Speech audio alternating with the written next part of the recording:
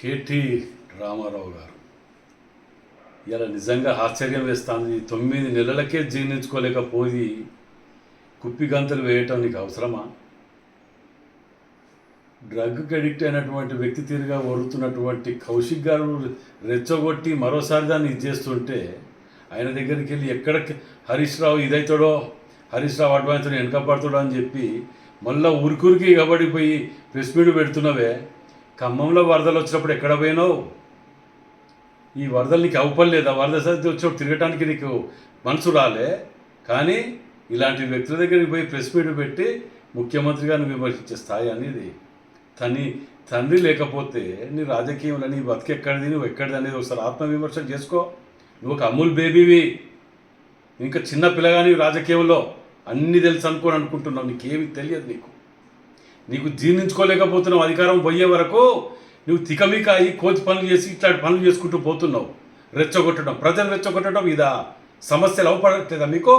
సమస్యల మీద కొట్టాడు నీకు ధైర్యం దమ్ముంటే ఒక్క సీటు లేదు హైదరాబాద్ అంటే మేము ఇదే అని మాట్లాడుతున్నావు కదా. మరి రాష్ట్రంలో మెజార్టీ సీట్లు మాకిచ్చాను కదా, మరి వీళ్ళన్నిటి నిన్నేమనాలే?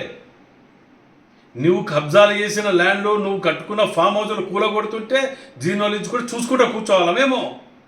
ప్రతి ఒక్కటి బయట తీస్తాం బిడ్డ. మీరు అనుకుంటున్నారు మీరు తిన్నయానికి అక్కిచ్చేదానికి వదిలిపెట్టేది లేదు మిమ్మల్ని.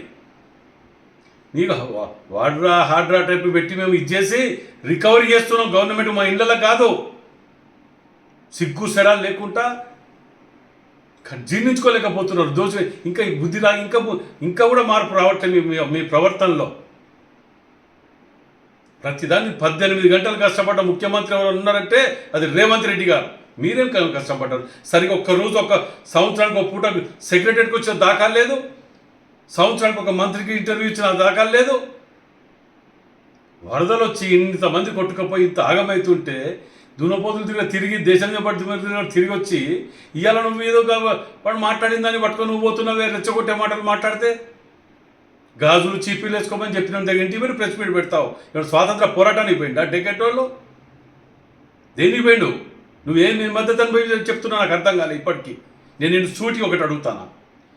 గతంలో సిఎల్పి అనేది లేకుండా అందరినీ చేసుకొని మంత్రి పదవులు ఇచ్చినప్పుడు సిగ్గు లేదు? ఇలా కొత్తగా చీరలు గాజులు చూపించడం, ఇంటికి పోయి ప్రెస్ మీట్ పెట్టి ఓదార్పు యాత్రను పెట్టుకున్నావా? ఇదా మీ బతుకు?